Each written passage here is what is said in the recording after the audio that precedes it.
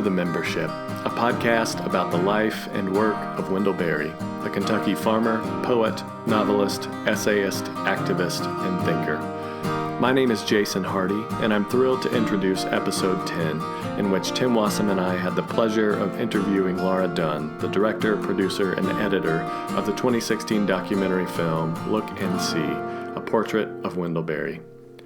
Laura Dunn started making documentaries in response to her undergraduate experience at Yale University.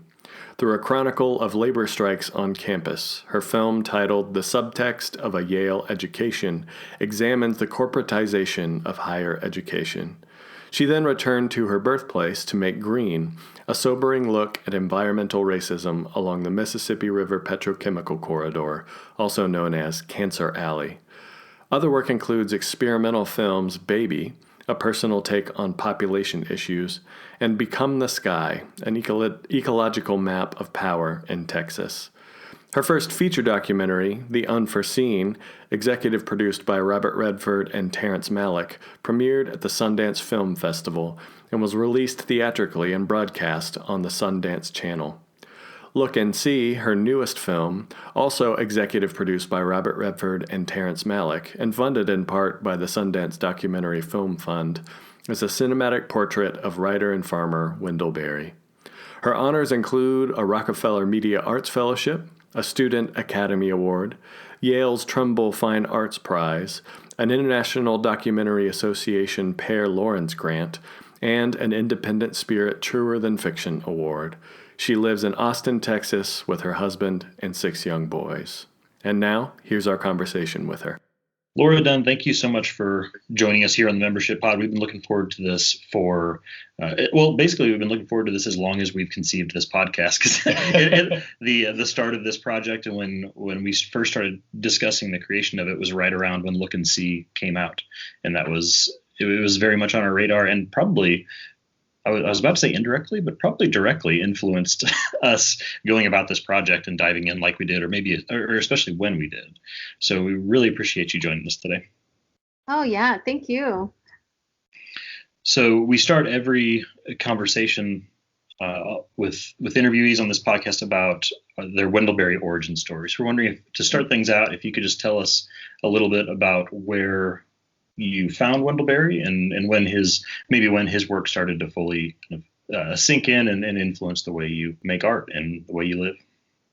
Yeah, I think that I don't really honestly remember when I first discovered Wendell Berry. People have asked me that a lot. I just remember knowing of Wendell Berry's work since high school. I think that, there's very fertile ground in terms of my own background. My mom is a maize geneticist, so she's been searching for the origin of corn, and I kind of hopped around from various university biology and botany departments with her in experimental cornfields throughout most of my childhood. And my grandparents were had a camellia orchard. My great grandfather was a pecan farmer in Mississippi. So I just come from a long line of plant people, and I think my mom was a big influence on me and just helping me. I mean, she was having me do book reports about Rachel Carson and Silent Spring and by 5th grade, So I think that just that awareness of the importance of farmers, the importance of rural culture, the importance of healthy, sustainable agriculture, all in the context of, increasing pressures on our natural environment. Those are just things I was raised with. So I've always loved writing and poetry. And I remember reading some of Wendell Berry in high school. Where I came back to Wendell Berry was I was working on my first feature out of film school, which is a documentary called The Unforeseen. It's about kind of the fractal of growth and real estate development in Central Texas and how it is affecting the water resources here. And Terrence Malick asked me to do that film when I was fresh out of grad school, which was an enormous break. I mean, yeah. I tell people he's very generous in spirit. He likes to sort of identify people like myself who really didn't deserve his trust, but then give you the trust and see what you do with it. So I was very, very fortunate. He saw some of my grad student work and asked me to do it. So in the course of working on that film, he said to me towards the end of our editing process that I needed to have some voices that came from outside of Austin, outside of Texas, where I live, to contextualize the local story in a bigger frame. And one of the voices that he recommended I give a look at was Wendell Berry. And so I kind of revisited his work in a new light. And this was back in, I started that project in 2002, finished it in 2007. So it was in that window. And I found a poem of his from his Sabbath poems. It's called Santa Clara Valley. And it starts with, I walked the deserted prospect of the modern mind, where everything was, I forget the exact line there, but the unforeseen is what the title of the film came from, that poem. So I wrote a letter to Wendell asking him if I could come record him reading that poem. And he graciously agreed. And so my husband and we drove up to Port Royal and met him. I do like telling you that it was in February and it just happened to be a horrible snowstorm. And we were stuck in a Holiday Inn in Shelbyville in ice and snow, and all the roads were closed down. Everything was shut down. But we had our appointment to meet Wendell and just had to do it. So I remember it felt like we were risking our lives driving down this incredibly steep, icy slope to get to his house. And it was like an Odyssean. Bust out the dog sled. I mean, it just was very dramatic. And of course, after all this effort, and we get there and we're standing, kind of waiting outside his house, he drives up in his pickup truck and rolls down his window and said, "I'd hoped you wouldn't come." So that was the beginning wow. of knowing Wendell. We ended up sitting with him in his living room, and he was so wonderful to us. And Tanya wasn't there. She was visiting her sick mother. So I think he offered us a root beer or something. And we recorded him reading the poem, and then we visited with him for a little bit. And that was it. And that poem kind of is laced throughout that film, The Unforeseen. And that film did pretty well. It toured to film festivals all over the place and had a theatrical run and whatnot. And what I was so surprised about was how few people seemed to know who Wendell Berry was. I mean, places like the San Francisco Film Festival, where you'd think all these foodies would have some awareness of who Wendell Berry was. And people would always ask in the Q&As, who's that voice? What is that poem? Who is that? And when I would say Wendell Berry, very few people knew who that was. And so that's when it started to me was, well, if I'm going to make another film, I'd like to do something to draw more attention to his work. So that's why that's kind of how this film came about. That's awesome. So I know you mentioned that poem. Are there any other texts of his that stand out to you, novels, essays, other poems, collections of poems that have been really influential to you? There's so many, it's hard to choose. I remember one time reading something that Wendell wrote where someone asked him about his best friend. And he said, "I don't have bests. I don't do bests." So I think that's sort of like that kind of sticks with me. It's hard sometimes to choose among so many that are dear to you. I think that if people ask me, if they haven't read Wendell Berry, but they've seen the film and they say, where do I start? I tell them, in terms of nonfiction, I would start with The Unsettling of America. I just think it's, the most important work that I can think of that looks at agriculture in the United States in the latter half of the 20th century. And it's very relevant today, too, of course, in the 21st century. It's very relevant today, too. So I think that's a really important book to read. I think in terms of fiction, I think Jayber Crow is where I'd start. I have some female friends that I say, if you're really wanting a book with a wonderful female protagonist, then you could start with Hannah Coulter. I think Jayber Crow kind of captures my heart a bit. So, in poetry, you just can't go wrong. I mean, there's so many. Yeah. Start. We love to talk about the when Wendell Berry appeared in the New York Times by the book section where they ask about favorite books and stuff, and he gets so. It's like he's going out of his way to refuse to answer their question, and all these, like, what's your favorite book? What's your favorite short story? What's your favorite poem? He's like, you're not going to get it out of me. I promise you. Yeah. But yeah, those books you're mentioning in those essays those are just perfect choices of places to start, which it's sort of, in the project we're going about, we're chomping at the bit to talk about those, but it's going to be a few years before we get to them. So maybe when we get, a couple of years from now, when we get to them, we'd love to hear what you have to say about them Sure. at that point. Yeah. Could you tell us the story of how Look and See came about? Like, what was the original seed for making the project? And maybe could you tell us a little bit about if the project looked different at the beginning, or how it looked different at the beginning than sort of what the final product turned into? Sure. I mean, the seed again was having made that other film and having Wendell's voice in it and realizing how few people knew who he was. So that was kind of the idea. I wrote a letter to Wendell suggesting the idea, and it was a bit of a song and dance back and forth. He would sort of write back yes, and then I'd go visit him. We'd talk about it more. He'd write back no, and then it was yes, and then it was no, and it got to a point where I was kind of like, okay, I'm just not going to do this. I don't want to raise money for a project that can't happen. I don't want to in any way intrude upon him.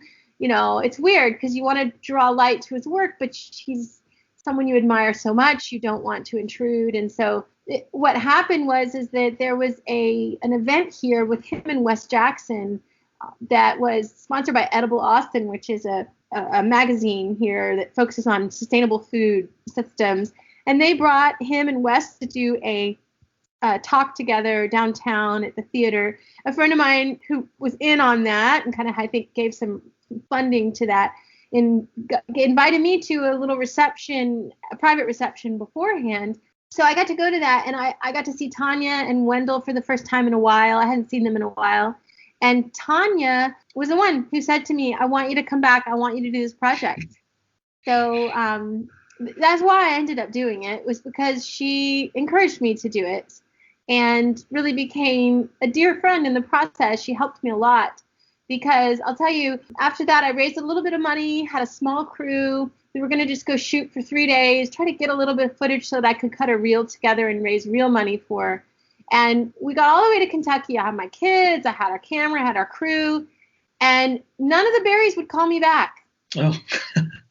And so it was like I was just really kind of not sure what to do. And interestingly enough, before the shoot, Tanya had hooked me up with a couple young farmers who had told me to talk to this guy named Steve Smith, who was their mentor. And I had called Steve before our trip and talked to him and told him about what we were doing. And he was so warm and welcoming. And so when we got up, we were in Kentucky and the Berries wouldn't call me back. I'm thinking, well, we'll just call Steve. Steve was wonderful, invited us over. We sat on his front porch and I interviewed him, not really knowing what I was going to be interviewing him about, honestly, just having read lots and lots and lots of Wendell Berry and knowing the general gist, but not really sure where this character fit in.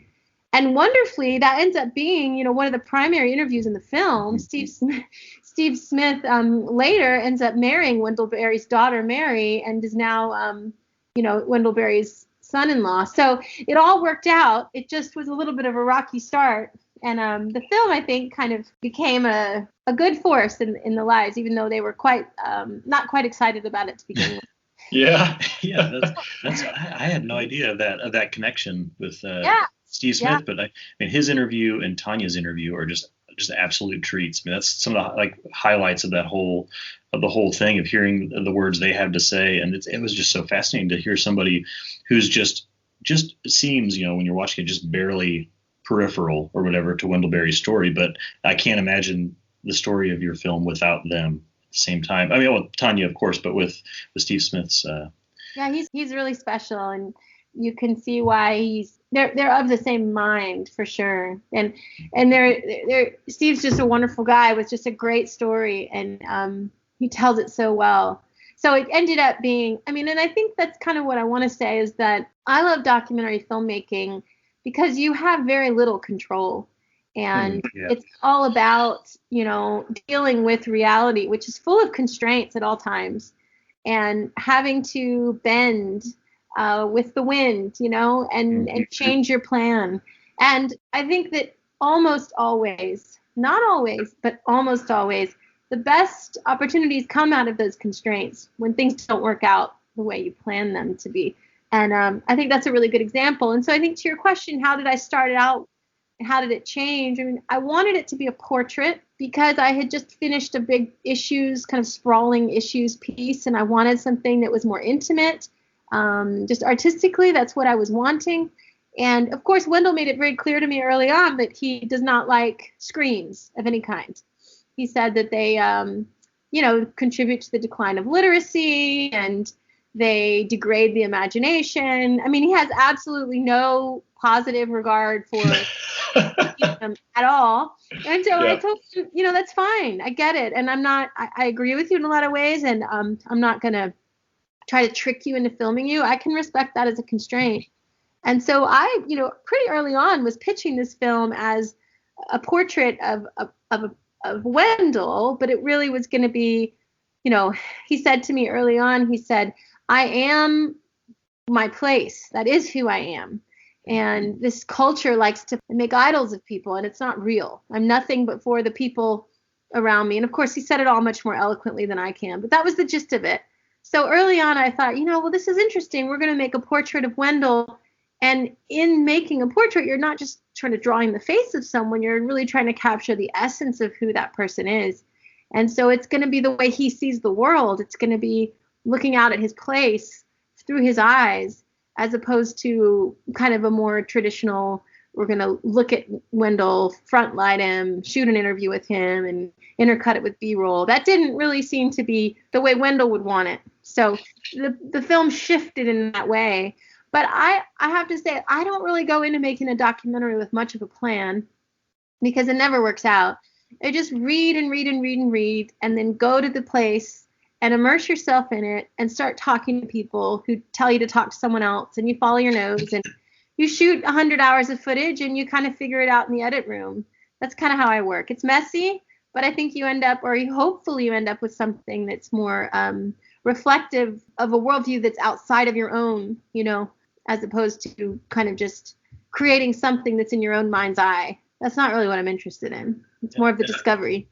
And I can imagine you mentioned working within restraints being sort of a really, as far as something that fuels an imagination. I have a feeling, or I suspect that for you making this and knowing he wasn't going to be on the screen at all, that kind of restraint must have been in some ways kind of freeing, that you didn't have you can tell me I'm wrong, but I can imagine that being kind of freeing because you don't feel like you have the pressure of creating sort of an all-encompassing picture of who he is, and instead focusing on the ideas that he holds, to be important to himself.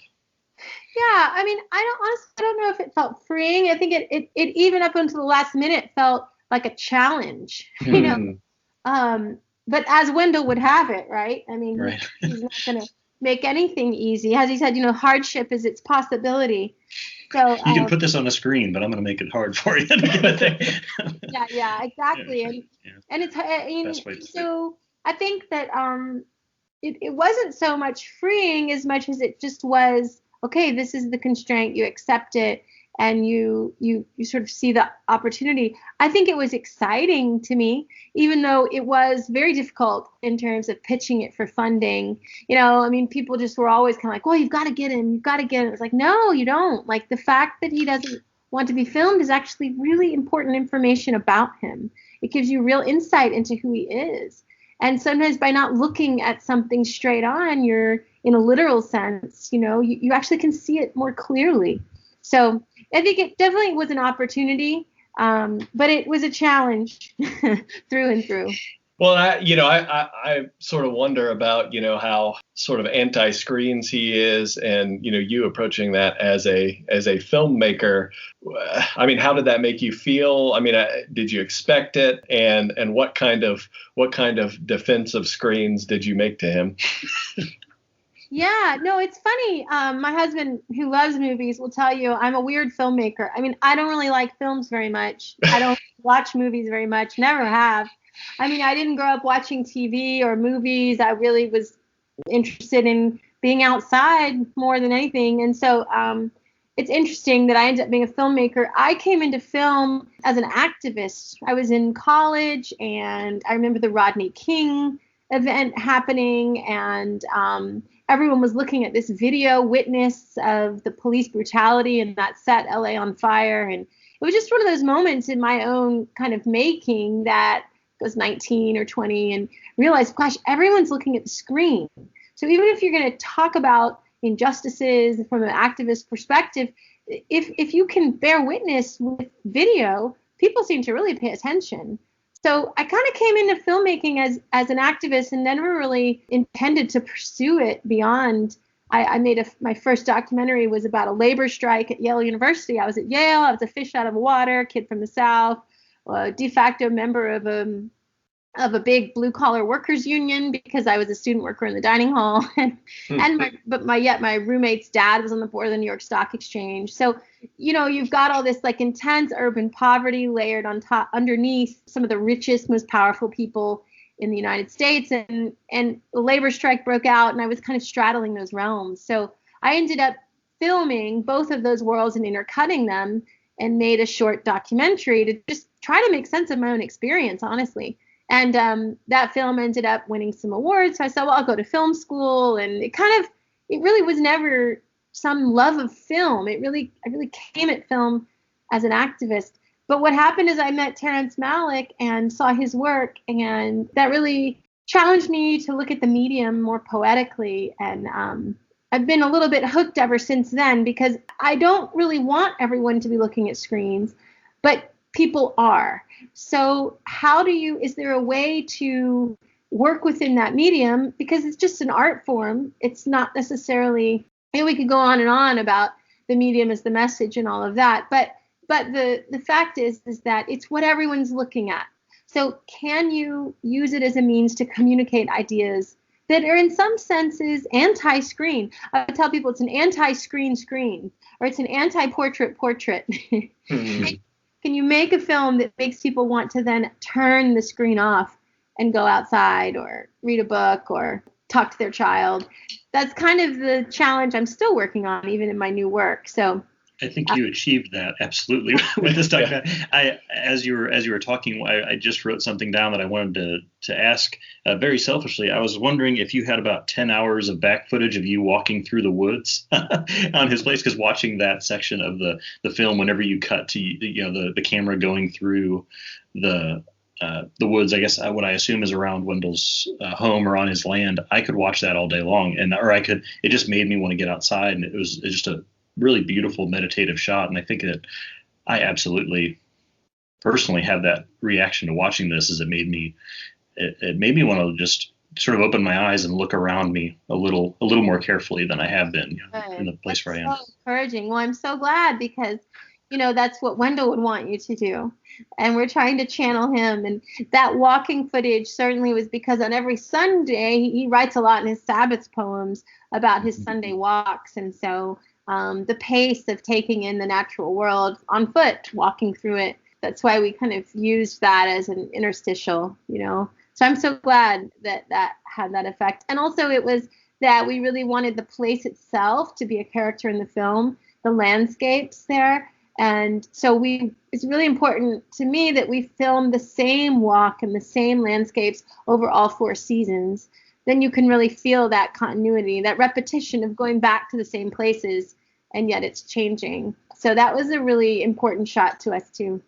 Yeah, it was beautiful. It's just gorgeous, and just to hear you talk about it, I mean, it makes me want to go through it once again. I mean, I hadn't noticed fully, or hadn't really latched on to the seasonal aspect that you were just talking about, and that's really, I guess, just it's something that's surprising and makes me, just kind of touches me that you put that much consideration into how you're approaching his place. And yet another reason why I think you were a natural fit to do this with him. I think that because that feels very appropriate. And, well, thank you so much. It's very daunting. It was a very daunting task. And I remember talking to Steve about it early on, or at some point in the process, and saying, I'm not trying to encompass all of who Wendell is. How could you possibly? It can't be a survey of his work. It can't be, his work means a lot to me personally, and it's difficult to articulate that. You kind of just want to sit with it. But I said, I just want to see if we can capture some little essence, some small little fragment that's true enough that it will draw more people, to his work. So it was a humbling daunting task. So I'm grateful for your comments. It's encouraging. Well, so, a lot of the film gives a lot of attention to a particular period in Wendell Berry's career, namely his activism in the 1970s, particularly in response to the tenure of Earl Butz as the Secretary of Agriculture in the Nixon administration. I wonder if you could talk just a little bit about that decision and why you chose that as sort of a focal point for the documentary. Yeah, it reminds me of kind of some of my initial thinking about the film. So early on in the film, Robert Redford, who had produced The Unforeseen, said to me, I want to produce your next film. What do you want to do? And of course, I'm thinking, I had already had one child, was pregnant with another, was kind of ready to put my feet up. But then, Redford was like, let's do another picture. So I was like, okay. Well, I said, the only thing that's really on my mind is I'm rereading The Unsettling of America right now. And I think that we need to do some kind of film version of this book. So, it really, in a way, that was kind of the very beginning ideas was from that text.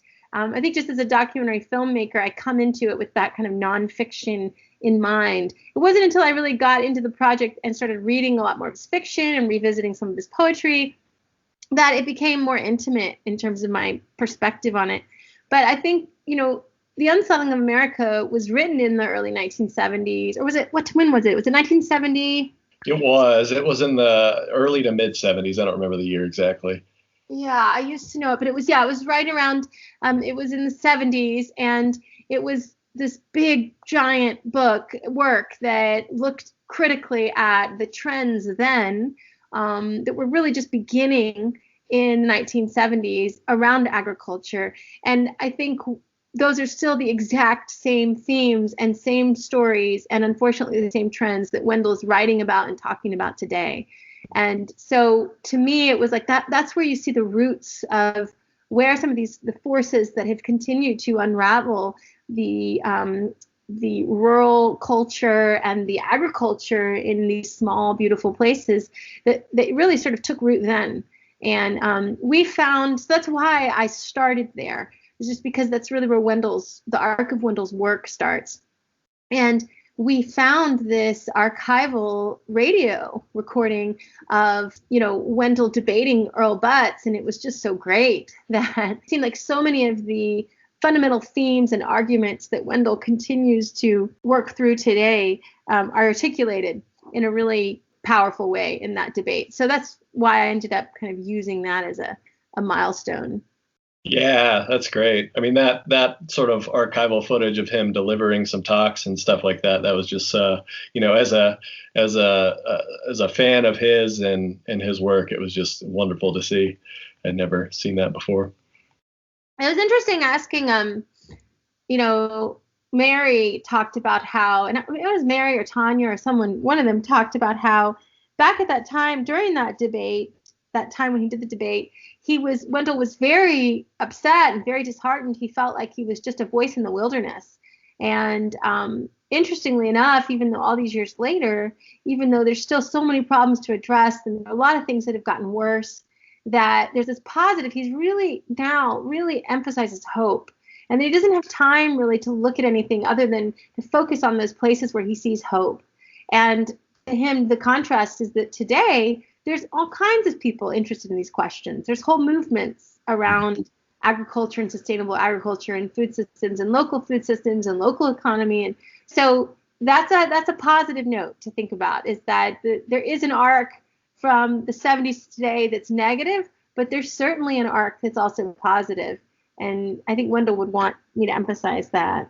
That brings a question to mind that I wanted to ask you about how you obviously cared deeply about his work and his ideas, and you wanted to represent that as truly as possible. And I was wondering how you kind of see your film, maybe a daunting question, but like, how do you see your film playing into the legacy of Wendell Berry's work? Or as far as like, what's your aspiration for people who see this? How do you hope that plays into these hopes that Wendell has about the present day or about the future of America? Well, I mean, what I always told people is that I just want the film to, in effect, be a giant arrow pointing you to all of his books. Because, the film can't really do much compared to just one of his texts, because in a book you're sitting with it, you're really taking it in, you have your own understanding of it. I just think that it's a superior art form in a lot of ways, and that he's so masterful at the way he takes all of these things on. And so that's really what I want. I really see it more as this signal to point you to his books. So I would hope that the film would just end up getting more people to read his books. Yeah.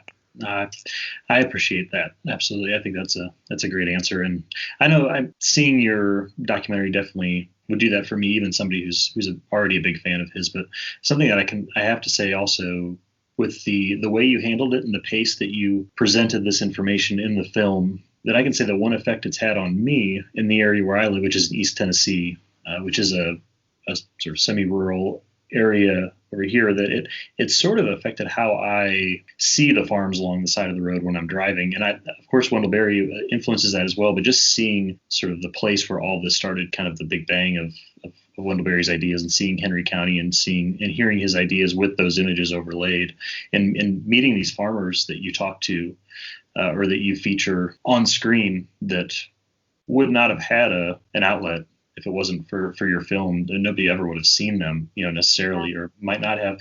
That it makes me think twice about the people I see working on the side of the road in a different way than I had before, because I have kind of a visual compass, I guess, in my head, thanks to your work.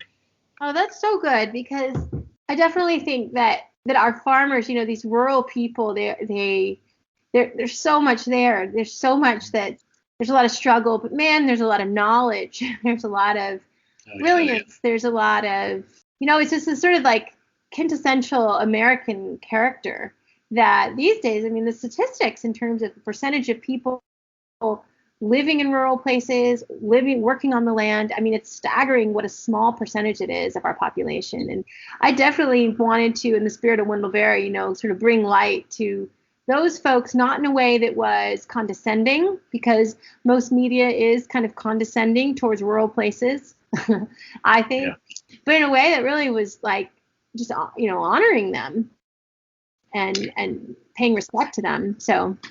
I think the film was very successful in that regard. And one of the things that really struck me this last time when I was viewing it again in preparation for talking with you is there's a father and son who own a farm that are incorporating more industrial techniques, and they're very open with you and talking about that, and they're very open about sort of the negative impact of that on their lives. And you do that in a way that definitely sort of humanizes them. It would have been easy, I suppose, from a Wendell Berry perspective to sort of cast what they're doing in a negative light, but they come across as very human and very sort of stuck in this impossible situation. I'm wondering how you met those farmers in particular, and how you were able to have those conversations. Yeah, I'm glad you asked about that. So that's Mark and Dale Roberts. And I met them kind of how I meet everybody. We, the way we first started off is I think Tanya gave me a list of people to talk to, and I would call a bunch of people, and a few would call me back. People in Henry County were not too excited or impressed by someone showing up with a movie camera, like not the thing to most people there. You had to really kind of spend time and get to know people and earn trust. It took a while. And, but you sort of talk to people who will talk to you, and then you opens up ideas and you ask about other people. And so I met Mark just through that process, and was looking for someone who was farming on a large scale and who would talk to me. And Mark and his dad were just wonderful. They were wonderful to us. A lot of times, I have 6 boys. My husband and I have 6 boys, and we had them along with us quite often. And Mark was the sweetest, kindest person to our kids. He'd take them riding in his tractor. He'd ride around in the pickup truck. He took them on the combine harvester. He was just so dear to us. So our portrayal of him is a very honest one in terms of how we felt about him and his dad. They were just salt of the earth, wonderful people. We spent a lot of time with him, and he was very gracious. And when they were doing the tobacco harvest, he would call me and say, look, there was a frost, so we're going to have to pull down quickly. And we would change course and we'd run over and film.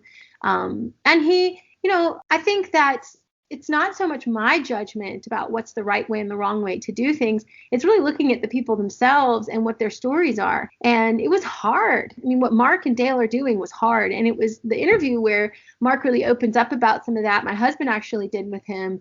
And I thought it was such a great interview where he talked about just the hardships and the financial hardships and how it's not really what he wants to be doing. So just that he trusted us to do that. And he came to screenings of it in Louisville, and he brought one of his workers who was from Mexico. So this is a wonderful person.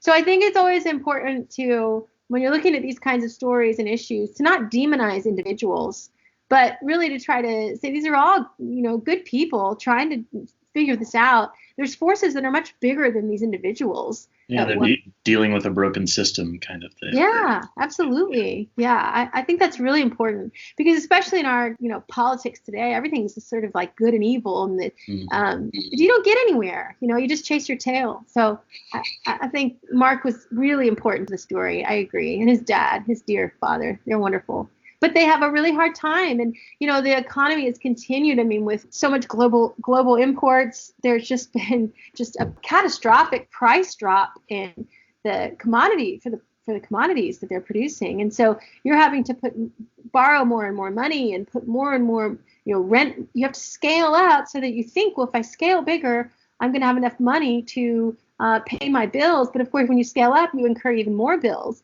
And you're doing this all based on your expectation that if I have this much soybeans, I'll be able to sell it for this much. And the problem is the commodity prices in agriculture just keep dropping.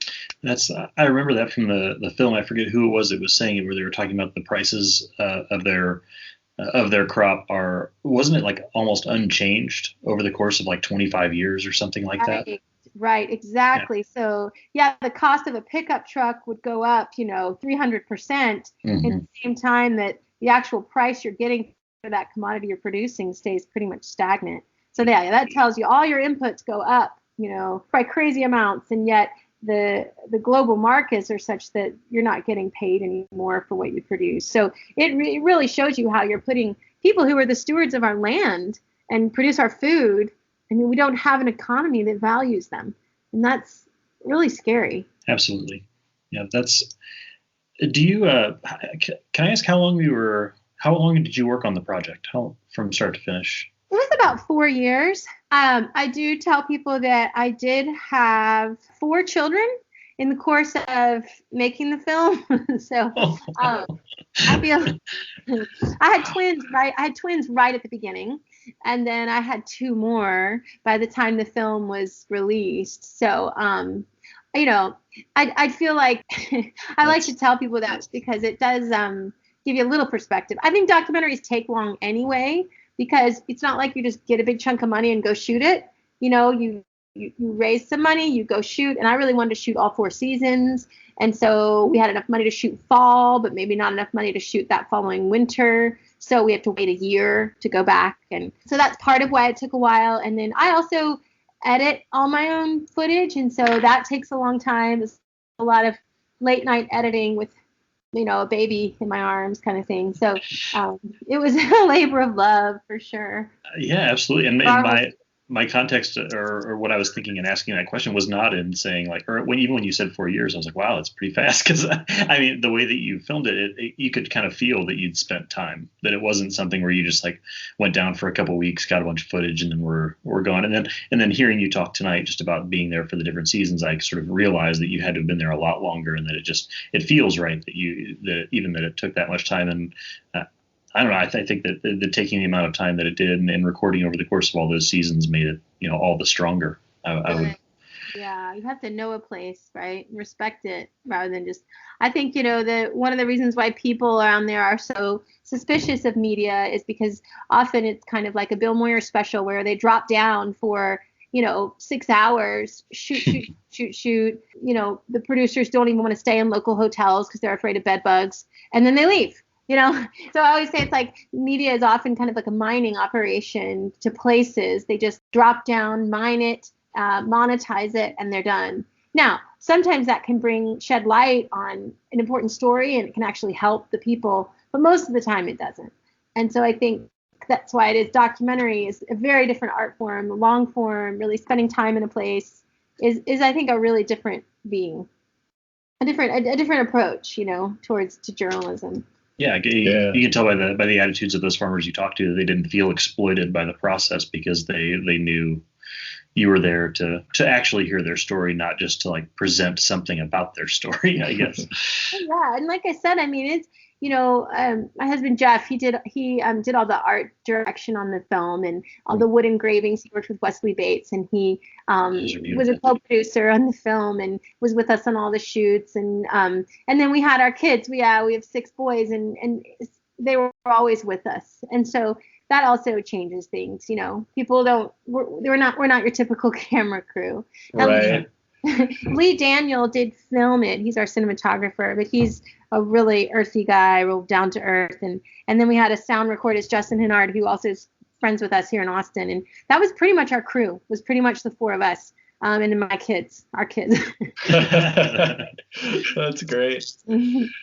So I'm just interested, what was something that surprised you in the course of filming this? Well, I think that, one way to answer that would be that I really thought that, I went into this film with just so much admiration for Wendell, and really thinking that the film is about him and it's about his work and what an amazing person and fabulous writer. And by the end, my attentions really were turned more towards Tanya. And I think she surprised me most of all, her effect on me. I think that it's really easy in our culture today, growing up with sort of feminism and whatnot, to misunderstand someone like Tanya, who doesn't have a career of her own per se, but is one of the most self-realized women I've ever met. She is dedicated to her husband and her family and her community and her church and her local, orchestra and the library. I mean, you go on and on and on, She's a force and empowered in every imaginable way. And the way she would talk about the artfulness of homemaking and how making a home is an art and how everything in your life is an art. That had a huge influence on me because while I am a filmmaker, I also am a stay-at-home mom. I homeschool, and I've really come to embrace all of this role, this domestic role, even though it's kind of not what I was programmed to do. It's just what was on my heart. And so I think Tanya really had a big influence on me in the course of making this film. So I think she surprised me most of all. That as somebody who didn't spend all this time making a film, she was the most surprising for me too. Actually, I mean that like her role in the film, it was such a I think I said this earlier, but it was such a treat to hear her speak. I think you really did her justice, and you read Wendell's work and you see references to her, numerous poems that he's written directly to her. Citing how important she is and her role, and just like him addressing his relationship with her and thanking her at the beginning of so many different works. And that it's clear that her role is something absolutely special and singular. And that I think of course it sounds even silly to say this out loud now, but just the thought that went through my head is that his career and then eventually the making of your film is in large part totally reliant on her and her dedication to the causes that he fights for and the art that he makes. Yeah, definitely. Yeah, she's definitely the person behind it all. Yeah, it was wonderful to get to hear from her as much as we did in the documentary. Well, we really appreciate the time you've given us tonight. This has really been awesome to talk to you, and I can't tell you how thrilled we were when we found out this would work out, because we're such big fans of your documentary, and just very grateful for your documentary. So thank you. Thank you for doing that. And to finish up, we really want to know what's next. Like, are you working on anything right now, or is there anything that you're kind of anything that's doing? Yes. I'm working on a new film. It's really what I sort of say is I'm exploring the denaturing of American childhood. So it's definitely partly looking at this generation and how they're not growing up with a connection to the natural world hardly at all. And of course, if you start digging into that at all. One of the big things I'm looking at is digital media and screens and how they're interrupting cognitive development in children. So kind of the next thing. That sounds fascinating. It's wonderful. It's hard. It's dark, you know? Yeah. I think it's a lot. There's a lot more at stake than we realize, but that's where we are. Can you tell us who you're kind of working with as a source with that? Like, is there a certain sort of central storyteller within it that you've been talking with about this topic, or are you just kind of same as before, like you've said, just following your nose here and there? A little bit of both. I mean, I think that the film will involve our family a bit, just because it's just where we are, and it's going to be a little more personal, I think, than other things I've made. But it's not really going to be about us. It's just going to kind of start where we are and branch out. In a way, it's almost like a parenting journal at this point. But I've talked with several different people. There's a man named David Elkind who wrote a beautiful book back in the 80s called The Hurried Child. And we interviewed him. There's a neuroscience researcher at Seattle Children's who has been looking at the effect of various forms of digital media on developing brains in children for the past 20 years, who has a lot of insight. So those are sort of the two voices I'm working with now. But Richard Louv, who wrote Last Child in the Woods, we're hoping to get an interview with him soon. And it's going to be kind of the story in a way is it's going to be a bit of kind of our story of navigating this space, of trying to find hopeful spots in otherwise kind of deserted landscape. Well, we can't wait to see it. So thank you so much again for talking about this, Laura Dunn. And is there anywhere you want to share with us that people can find you on the internet, or people can find your work? Yeah, sure. Our website is twobirdsfilm.com or lookandseefilm.com. That's the best place. All right. Well, thank you so much for talking with us. Thank you. Best of luck with your endeavor. Thank you. Likewise. Thanks, friends, for listening to episode 10 of The Membership. We'd like to thank Laura Dunn once again for taking the time to talk with us, and we hope you enjoyed the conversation. If you're reading along with us, we'll be returning to fiction in episode 11. Along with special guest Tim Ross, pastor of Hopwood Memorial Christian Church, we'll be discussing Berry's short story Watch With Me, which can be found in several places, including the recently republished collection titled Watch With Me and the larger collection That Distant Land, both of which are published by Counterpoint Press. And of course, the story can also be found in the Library of America's collection of Berry's fiction. If you like what you heard today, please take a few minutes to rate and review us on iTunes. This helps others find the podcast. You can also connect with us on Facebook, Twitter, or Instagram at the handle MembershipPod, or find us online at membershippod.com. The Membership is a proud member of the Rabbit Room Podcast Network. To discover other great podcasts, visit rabbitroom.com/podcasts.